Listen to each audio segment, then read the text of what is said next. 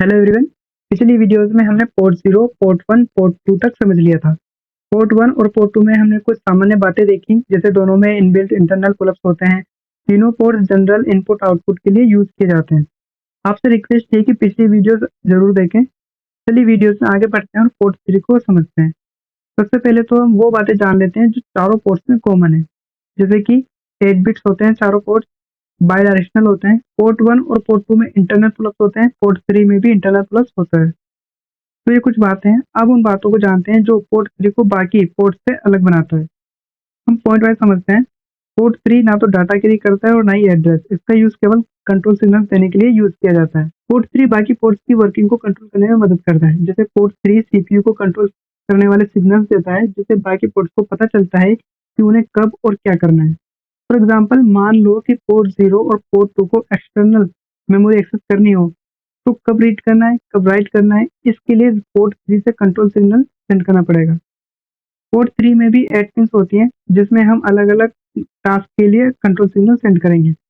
एक एक करके सभी पिन्स के बारे में हम जान लेते हैं और इनके फंक्शंस को भी समझ लेते हैं।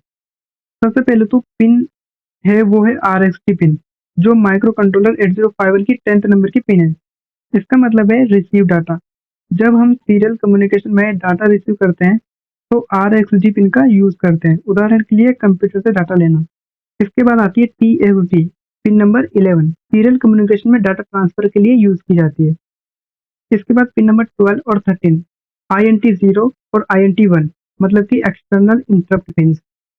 इनका यूज हम एक्सटर्नल डिवाइस से, स्विच या सेंसर जैसे डिवाइस से इंटरप्ट लेने के लिए करते हैं। अगर आप 8051 माइक्रो कंट्रोलर की सीरीज को शुरू से देख रहे हैं तो आपको पता होगा कि इंटरप्ट क्या होते हैं। अब बात करते हैं पिन नंबर 14 एंड 15 की, जो कि हमारी T0 और T1, ये दोनों पिन्स टाइमर और काउंटर इनपुट पिन्स हैं। इन दोनों पिन्स का use micro controller timing, delay generation, event counting और सिग्नल्स को मेजर करने के लिए करते हैं। अगर आपने टाइमर्स और काउंटरों को पढ़ा है तो आपको समझने में आसानी होगी। अब हम बात करते हैं पिन नंबर 16, जो हमारी राइट पिन है, WR पिन। इसका यूज एक्सटर्नल मेमोरी रैम से डाटा लिखने के लिए करते हैं, यानी कि स्टोर करने के लिए।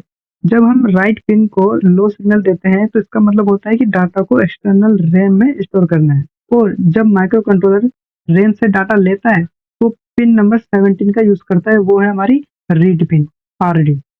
इस तरह से पोर्ट 3 में टोटल 8 पिन्स होती हैं, जिसको हमने जान लिया है। साथ ही साथ हमने पोर्ट 0, पोर्ट 1, पोर्ट 2 और पोर्ट 3 को पूरा समझ लिया है। 8051 माइक्रो कंट्रोलर में टोटल 40 पिन्स होती हैं। चारों पोर्ट्स को मिलाकर 32 पिन्स के बारे में हमने पढ़ लिया है, पर बाकी बचे 8 पिन्स को भी हम जान लेते हैं। XTAL1 और XTAL2। 8051 माइक्रो कंट्रोलर को सही टाइमिंग देने के लिए इन दोनों पिन पर एक्सटर्नल क्रिस्टल ऑसिलेटर लगाया जाता है, जिसकी फ्रीक्वेंसी आमतौर पर 11 मेगाहर्ट्ज के करीब होती है। XTAL1 ऑसिलेटर को इनपुट देता है और XTAL output. Reset pin, pin number 9, इसका यूज 8051 को रिस्टार्ट करने के लिए किया जाता है। जब हम पिन पर हाई सिग्नल यानी कि 5 वोल्ट देते हैं तो 8051 अपनी प्रोग्राम काउंटर को 000H पर सेट करके रीसेट हो जाता है। रीसेट को हाई रखने के लिए हम 10 माइक्रोफेरेड का कैपेसिटर और 10 किलो ओम का रजिस्टर भी यूज करते हैं। ईए पिन, पिन नंबर 31, इसको हम बोलते हैं एक्सटर्नल एक्सेस पिन। ईए पिन यह तय करता है कि 8051 का रोम इंटरनल है या एक्सटर्नल। अगर ईए पिन 1 है यानी कि हाई है तो इसका मतलब होता है इंटरनल रोम से कोड एक्सेस करेगा, और लो है इसका मतलब है एक्सटर्नल रोम से कोड एक्सेस करना है। ELE pin, pin number 30, address latch enable pin भी हम इसको कह सकते हैं। इसका यूज हम एड्रेस और डाटा बस को अलग करने के लिए किया जाता है, क्योंकि हम जानते हैं पोर्ट 0 डाटा और एड्रेस दोनों कैरी करता है। ये हमने पिछले वीडियोस में समझा है। PSEN pin, pin number 29, program store enable. इस पिन का यूज 8051 में एक्सटर्नल रोम को पढ़ने के लिए किया जाता है। जब 8051 का ये पिन लो होता है तो PSEN पिन लो होकर एक्सटर्नल रोम से डाटा रीड करता है। इस पिन का यूज केवल रोम के लिए होता है, रैम के लिए नहीं। ये बातें हमें ध्यान में रखनी है। अब लास्ट पिन जो पिन है हमारे पास, वो है VCC और ग्राउंड, यानी कि पिन नंबर 40 और पिन नंबर 20। इनके बारे में हम जानते हैं। ये पिन पावर सप्लाई के लिए यूज की जाती है और ग्राउंड पिन यूज की जाती है ग्राउंड करने के लिए। हमने 8051 माइक्रो कंट्रोलर की सारी पिन्स के बारे में जान लिया है। आज की वीडियो बस यहीं तक। चैनल को सब्सक्राइब कर देना, लाइक कर देना। मिलते हैं नेक्स्ट वीडियो में।